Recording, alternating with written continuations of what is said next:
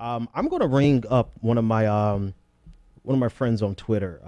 He is, um, I think we see eye to eye on a lot of things, and he's obviously a Bernie Sanders supporter. He has had a lot to say during this election. Aaron Bowersock, he has a large following on Twitter and very influential because of the words that he says. I like to retweet his stuff all the time. Aaron, how's it going, man? Thanks so much for joining me tonight. How are you doing after this decision? Well, at first it was, real tough to swallow. You put in 15 months of work on this thing, donations, volunteering, phone calls, all that stuff, and to see it all. I know it's not ended until the convention. But to see it all go down like that, them standing on the stage, it was, yeah, it was a punch to the gut for sure. Yeah, yeah. So what do you feel? Do you feel betrayed? I've heard a lot of people say, I've heard everything today. Like, I've heard people say they feel betrayed. I've heard people say that Sanders is a sellout, what do No, you think? no. And actually, somebody on BuzzFeed wrote up this listicle, right?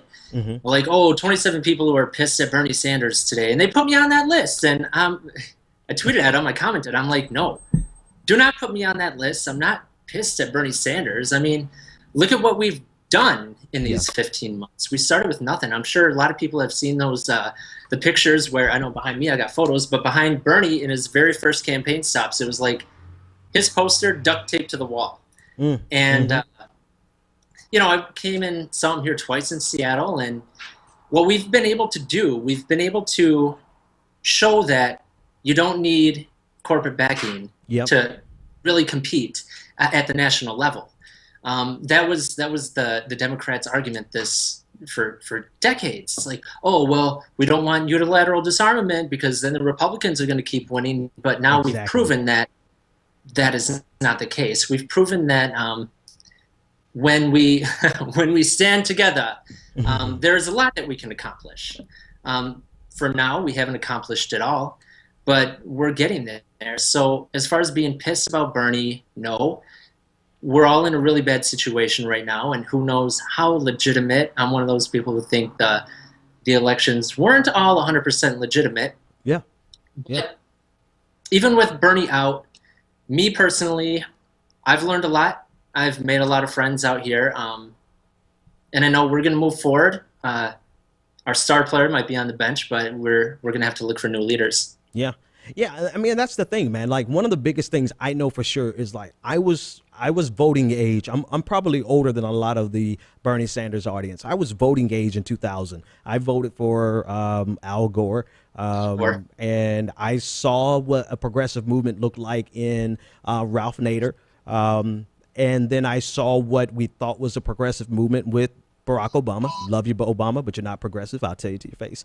But truth of the matter is, I have not seen in my adult lifetime or in my lifetime period an organized progressive movement like Bernie Sanders has left us. And to me, that's something to, if nothing else, you could be mad at and hurt today, but I don't think we could so easily dismiss this movement that he built and left us with.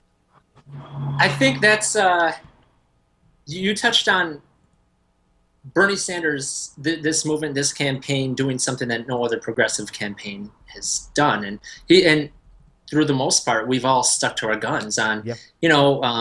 not accepting the corporate stuff, on continuing the pressure on the media. But I think the biggest strength that we all had was social media. We Hmm. all became our own media. I mean, look at the success that you've had, the success that other progressive Yeah. media personalities have had. And that in itself is kind of a double-edged sword Hmm. because, yeah, all the people are on today like, oh, Bernie betrayed us, oh, it too, Bernie, and all that. Yeah. But that that's a instant reaction. That's a gut reaction, um, where we don't sleep on things anymore. We don't take 5 seconds to think about things. We just Right. get on there and say, oh, I don't like it. But that's the same thing that powered all the debates. That's the same thing that powered huge Yeah. Yeah. donation drives, Yeah. all through social media. So You got to take the good with the it's a gift bad. and a curse. Yeah. Yeah. You definitely have to take the good with the bad, and you're right. I see what you mean. It's that double-edged sword where you have to give people. That's where they wear their hearts on their sleeves. It's public, right? It's very open and visceral, and I think it speaks to the human condition. Not to get philosophical, but it requires us to respect people's feelings and to give them space to vent and not hold it against them that they are, calling Sanders a sellout or even would never speak of Sanders ever again. Respect that, but then at the same time, like, we have a movement here. We have something that we can galvanize over the next. So let me ask you this, because I'm getting ready to speak with Tim Canova, who's running against Debbie Wasserman Schultz. He's up next. But what do you think is next? What would you like to see happen next with the progressive movement? Okay. Yeah, this was so that's the big question right now. Now that we did lose our star player, what are we going to do? And during this time, this happens every single time. This happened after March 15th. This happened after New York. Everyone is like, oh, what are we going to do? We're in an era of confusion and murkiness. So immediately, I think just calmer heads prevail. Yep. So hang on to whatever. I can only speak for myself. I'm going to only hang on to the lessons that I personally learned over the course of this 15 months. For me, that was that democracy is a personal choice and responsibility, and it's a lifelong commitment. And it's something that you need to participate in locally and nationally. So while we're waiting for leaders to emerge or anything like that to say, do this, do that, I think we should all step back, think about what we learned over the past 15 months, how Bernie inspired us. Because just because Bernie might not be the leader anymore doesn't mean that he's taken our ideals out of our hearts. Right. Those are ours. So for everyone like scrambling to figure out what to do, just look inside yourself. What does this political revolution mean to you? What are your ideals? Know that you can fight for those ideals and people will join you. That's what we've proven over the past 15 months. Absolutely. Aaron, hey man, I thank you so much for joining me at the last second. I think you hit on the main thing. It's like, it's inside of us to keep going. Tell everyone how to get up with you. Oh, well, you can find me on Twitter. That's Bowersock. That's a really tough name to spell.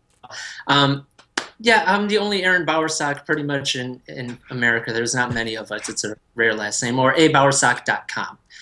Benjamin, thank you so much for having me on here. You guys are always excellent for hearing some great discussion. Hey, man, thanks so much. Well, I appreciate that. And we'll definitely have you back on soon.